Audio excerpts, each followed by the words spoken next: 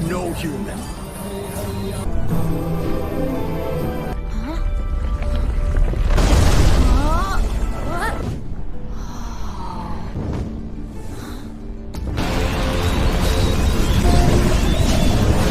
तो मूवी के स्टार्ट में हम यकारी को देखते हैं जो कि अपनी डॉग के साथ खेल रहा होता है। तभी उनके सामने से एक घोड़ा गुजरता है। यकारी उसे देखते ही रह जाता है। दरअसल वो कोई आम घोड़ा नहीं होता, वो एक लिटिल थंडर होता है जो कि दुनिया का सबसे तेज घोड़ा होता है। यकारी उसे देख ही रहा होता है कि लिटिल थंडर वहाँ से चला जाता है। आगे यकारी अपने फादर से पूछता है कि क्या कभी वो लिटिल थंडर की सवारी कर पाएगा। इस पर फादर कहते हैं कि कभी नहीं, क्योंकि आज तक कोई भी हंटर नहीं कर पाया है, क्योंकि वो कभी पकड़ में ही नहीं आता। आगे हम यकारी की मदर को देखते हैं जो कि यकारी को एल्डर्स की मीटिंग के बारे में बताती है जो कि रात में होने वाली थी। उसके बाद यकारी एक पेड़ पर चढ़कर अपने गांव को देखने लगता है। थोड़ी देर बाद वो वहीं पर सो जाता है। सपने में वो खुद को लिटिल थंडर की सवारी करते हुए देखता है। आगे वो एक जाइंट ईगल में बदलकर आसमान की सैर करता है, मगर जल्दी उसकी नींद खुल जाती है और वो नीचे गिरने लगता है। वही नीचे आने पर वो जाइंट ईगल के बारे में अपनी मदर को बताता है। अब रात को यकारी अपने दोस्तों के साथ एल्डर्स की मीटिंग में आ जाता है। वे लोग बताते हैं कि बफेलोज विलेज छोड़कर जा चुके हैं और अब उन्हें भी विलेज छोड़कर जाना होगा, क्योंकि अभी तक वो बफेलोज का शिकार कर ही जी रहे थे। और जल्द ही टोर्नेडो सीजन भी आने वाला है, जिसकी विशाल टोर्नेडो के सामने आज तक ना ही कोई इंसान और ना ही कोई जानवर टिक पाया है। इसी के कारण वे लोग जल्द से जल्द विलेज को छोड़ने का बोलते हैं, जिसके लिए उन्हें कई सारे घोड़ों की जरूरत पड़ेगी। इसीलिए विलेज के मुखिया हंटर्स को घोड़ों को लाने का बोलते हैं। ये सुनकर यकारी और उसके दोस्त चुपके से हंटर्स के पीछे जाने का डिसाइड करते हैं, क्योंकि उन्हें लग रहा था कि उन घोड़ों के बीच उन्हें लिटिल थंडर भी मिल सकता है। और ऐसा ही होता है, जब हंटर्स घोड़ों को पकड़ रहे थे उसमें लिटिल थंडर भी होता है, मगर इससे पहले कि हंटर्स उसे पकड़े वो वहाँ से भागने में कामयाब हो जाता है। उसे जाता देख यकारी उसके पीछे जाने का डिसाइड करता है, क्योंकि सुन वे लोग ये जगह छोड़कर चले जाएंगे और यकारी के पास ये आखिरी मौका होता है उससे मिलने का। यकारी उसके पैरों के निशान को फॉलो करते हुए आगे बढ़ता है। जल्दी उसे लिटिल थंडर मिल जाता है, मगर उसका एक पैर पत्थरों के बीच फंसा हुआ था। यकारी उसकी मदद करने की कोशिश करता है, जिसमें वो कामयाब भी हो जाता है, मगर इस सब में वो एक बड़े पत्थर के नीचे आते आते बचता है। उसके बाद यकारी लिटिल थंडर से दोस्ती करने की कोशिश करता है, मगर वो कोई रिस्पॉन्स नहीं देता और वहाँ से चला जाता है। उसके जाने के बाद यकारी का डॉग उसे ढूंढता हुआ वहाँ पर आ जाता है। तभी उतने में ही वहाँ पर वही जाइंट ईगल आ जाता है जिसे यकारी ने अपने सपने में देखा था। वो यकारी को बताता है कि वो उसका प्रोटेक्टर है। आगे वो यकारी को उसके अच्छे कामों के लिए थैंक्स बोलता है और अपना एक पंख भी देता है, जो एक बहादुर इंसान को ही मिलती है। जाते जाते ईगल कहता है कि उसे और एक गिफ्ट दिया गया है, मगर यकारी को समझ नहीं आता कि वो गिफ्ट क्या है। जब यकारी जमीन पर आ जाता है तब उसे समझ आता है कि उसे क्या गिफ्ट मिला है, क्योंकि वो अपने डॉग की बातें समझ पा रहा था।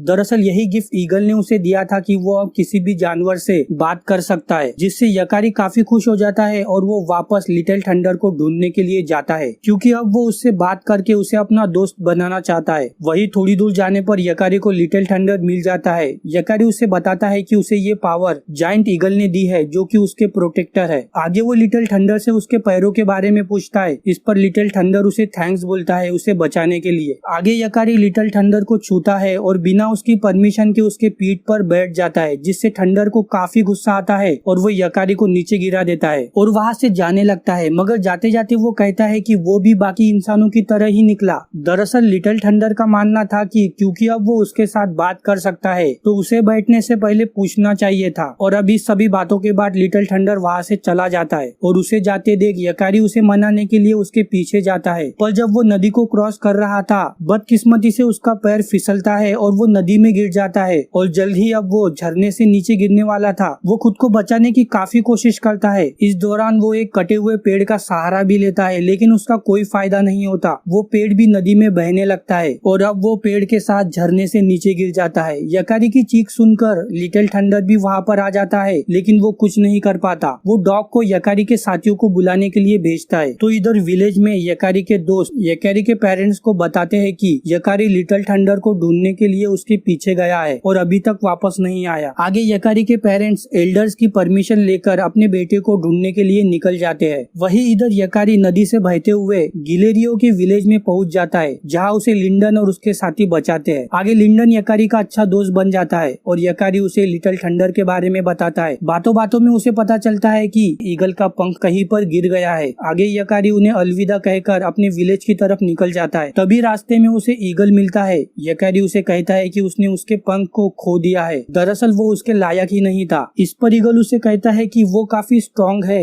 इसका एहसास उसे जल्द ही हो जाएगा जब वो जायंट और मदर अर्थ के एंगर को हरा देगा। और फिर ईगल वहाँ से चला जाता है। उसके बाद हम देखते हैं यकारी की तरफ काफी सारे घोड़े भाग कर आ रहे थे। यकारी उन्हें देखकर भागता है। तभी लिटिल थंडर वहाँ पर आ जाता है और वो यकारी को अपनी पीठ पर बिठाकर वहाँ से निकल जाता है। दरअसल वो घोड़े इसलिए भाग रहे थे क्योंकि उनके पीछे हंटर्स लगे हुए थे। लिटिल थंडर और यकारी उनसे किसी तरह से बच जाते हैं, मगर बाकी के घोड़ों को हंटर्स पकड़ लेते हैं। वे उन्हें काफी परेशान कर रहे थे। ये देखकर यकारी लिटिल थंडर को उनकी मदद करने का बोलता है और वो भी मान जाता है। आगे यकारी एक प्लान बनाता है जिसके चलते लिटिल थंडर उन हंटर्स का ध्यान अपनी तरफ करता है, जिससे अब वे उसे पकड़ने के लिए उसके पीछे जाते हैं। मगर जाते जाते वो उनका एक साथी को घोड़ों पर नजर रखने के लिए वही छोड़ जाते हैं। मगर फिर भी यकारी किसी तरह से सभी घोड़ों को छुड़ा लेता है और उन घोड़ों में एक घोड़ा उस हंटर का भी होता है। और जब बाकी के हंटर्स वापस आ जाते हैं, वे घोड़ों को भागते हुए देख उनका पीछा करते हैं उन्हें पकड़ने के लिए। मगर उनके घोड़े थके हुए होने के कारण वे लोग उन्हें पकड़ नहीं पाते। थोड़ी देर बाद उस हंटर को पता चल जाता है कि यकारी ने घोड़ों को छुड़ाया, लेकिन इससे पहले कि वो उसे कुछ कर पाता, लिटिल थंडर वहां आकर उसे गिरा देता है और वो यकारी को लेकर वहां से निकल जाता है। वही अब बाकी के हंटर्स इस पर काफी गुस्सा करते हैं कि वो एक छोटे से बच्चे से हार गया, तो अब ये खुद को साबित करने के लिए यकारी और घोड़े को पकड़ने का चैलेंज लेता है और कहता है कि अगर वो उन्हें पकड़ने में नाकामयाब हुआ तो वो कभी घर वापस नहीं आएगा। ये कहते ही वो वहाँ से निकल जाता है। आगे यकारी कहता है कि उन्हें माउंटेन्स पर से होते हुए विलेज की तरफ जाना होगा, लेकिन लिटिल थंडर मना कर देता है क्योंकि माउंटेन्स काफी बड़े होते हैं और कोल्ड भी। तभी यकारी को ईगल की बात याद आती है कि उसने कहा था कि जायंट्स और मदर अर्थ के एंगर को फेस कर ही उसे अपने स्ट्रॉन्गनेस के बारे में पता चलेगा। और तभी उसे रियलाइज होता है कि जायंट्स का मतलब यहाँ पर माउंटेन्स से है और वे इन्हीं माउंटेन्स को पार करके उसके विलेज तक जा सकते हैं। ये सब सुनकर लिटिल थंडर भी उसके साथ जाने के लिए एग्री हो जाता है और फिर वे दोनों वहाँ से निकल पड़ते हैं। तो दूसरी तरफ यकारी के पेरेंट्स को डॉग मिल जाता है और वो उन्हें उसी झरने के पास लेकर जाता है जहाँ से यकारी नीचे गिरा था। वहाँ पहुंचकर वे